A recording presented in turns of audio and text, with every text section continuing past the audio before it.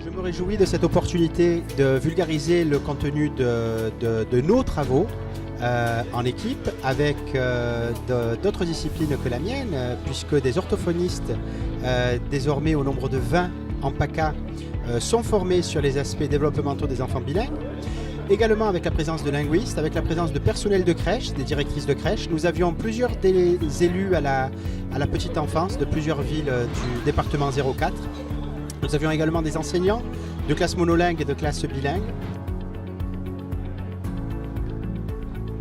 Un nombre de parents étaient présents et d'autres personnes qui sont confrontées, enfin qui travaillent, qui reçoivent des enfants bilingues, donc que ce soit enseignants, psychologues, des nounous. Et c'était très enrichissant aussi de rencontrer ces personnes et de voir leur point de vue et de voir qu'en fait nous avions les mêmes objectifs et que ça serait vraiment sympa de travailler tous ensemble. J'ai été chargé d'intervenir sur les notions de santé publique et les besoins en termes de santé publique sur ce département, avec une population qui évolue, avec de plus en plus de personnes qui sont considérées comme migrants et qui amènent avec eux tous ces problèmes de relation à la langue et de l'apprentissage d'une deuxième langue. Il faut partir déjà d'une idée, c'est celle de l'évolution démographique de notre territoire, puisque l'intitulé de mon intervention, c'est bien sur le département. Et on voit, depuis de nombreuses années, ce département augmente en termes de population. Si elle augmente, cette population, c'est en grande partie au fait qu'il y a une migration. Ça veut dire que cette population-là, elle nous apporte aussi des problématiques de santé différentes de celles de la population autochtone, en tout cas dans leur expression. On sait, par différentes études, que les populations migrantes ont une façon de vivre la maladie et présentent une vulnérabilité particulière qui est différente de celle qu'on trouve dans les populations qui sont habituées à un système de santé, habitués à exprimer les maladies d'une certaine manière et puis de faire face à celles-ci. Je suis intervenu aussi sur la nécessaire formation des professionnels de santé à ce nouveau phénomène dans le département, en prenant comme exemple ce que j'ai mis en œuvre avec M. Franck Scola dans l'Institut de formation en soins infirmiers à Digne-les-Bains. Récemment, peut-être savez-vous, que nous avons reçu des gens qui venaient de Calais, ils sont arrivés à Digne, dans un village qui est à côté, et avec des problématiques de santé particulières, entre autres, de la prise en charge de ce qu'on appelle le stress post-traumatique. J'aimerais développer au maximum cette formation que j'ai créée, ce module de formation que j'ai créé en faveur des orthophonistes pour la prise en charge des troubles développementaux survenant chez des enfants bilingues. Sur notre territoire en France, certains enfants vont développer leur langage oral en étant exposés à plusieurs langues. Ce phénomène-là, il va falloir que nous, maintenant en orthophonie, on l'intègre à notre pratique et qu'on l'accompagne. Parce que les enfants que nous allons recevoir en cabinet sont pour nous et avant tout des enfants, mais ils ont cette spécificité, le bilinguisme. Dans notre formation initiale d'orthophoniste, c'est un sujet qui n'est pas vraiment abordé.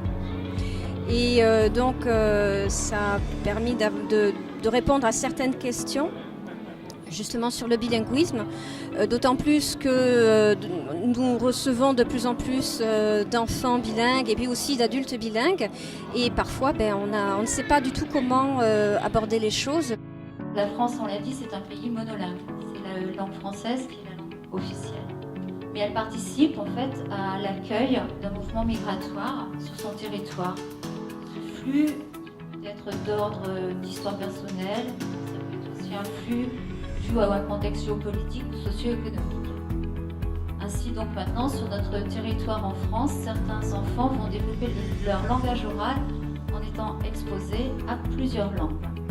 Une rééducation orthophonique, pour qu'elle fonctionne, il faut que les parents s'investissent, il faut que les acteurs autour de l'enfant aient conscience des difficultés sans les stigmatiser, qu'ils puissent avoir un minimum de renseignements là-dessus. On doit très souvent rester en lien assez direct avec les enseignants et les parents. Au niveau des écoles internationales, nous voudrions organiser la formation des enseignants, la rendre éventuellement obligatoire, rendre transparent et clairs les critères d'admission des enseignants des écoles bilingues, uniformiser l'information en faveur des parents d'enfants bilingues et que les critères d'admission des enfants en école bilingue soient transparents, clairs et surtout basés sur les acquis de la recherche.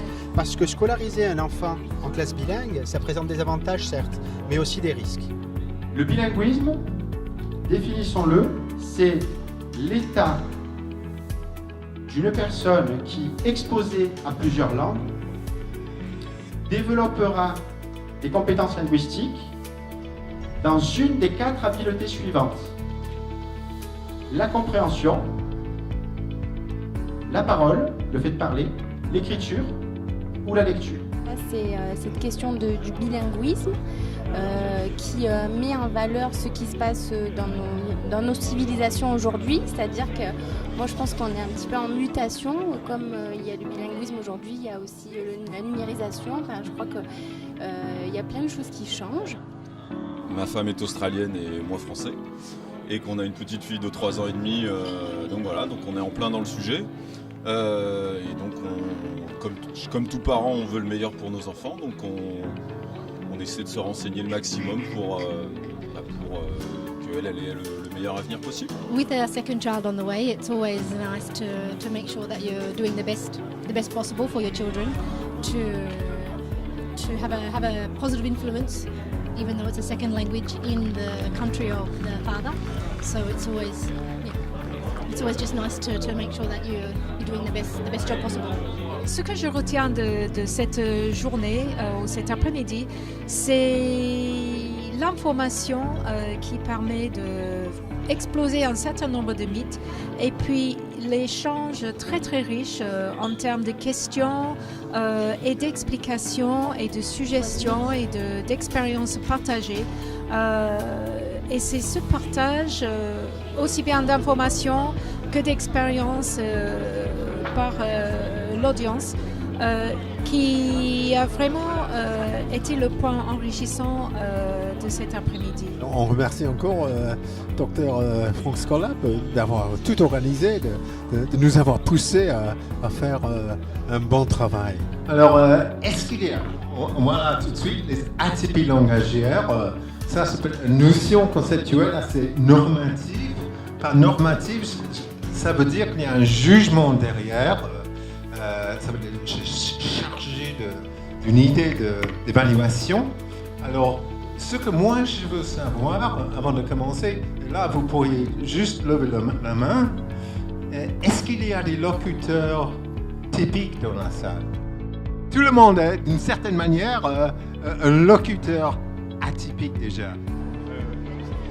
Le bilinguisme n'est pas un trouble et c'est pas pathologique et il n'y a pas d'handicap, ça fait partie d'une singularité et il faut porter sa singularité et sa différence.